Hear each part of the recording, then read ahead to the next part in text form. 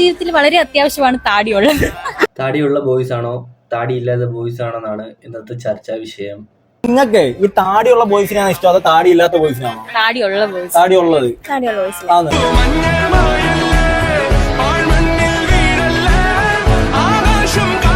താടിയുള്ള boys ആണ് കുറച്ചും കൂടെ നല്ലതാണെന്നാണ് അവർ പറയുന്നത്. വിവരം കുറഞ്ഞു പോയിട്ടാണോ വിദ്യാഭ്യാസം കൂടിപ്പോയിട്ടാണോ എന്നറിയില്ല. ബാക്കി കാണാം.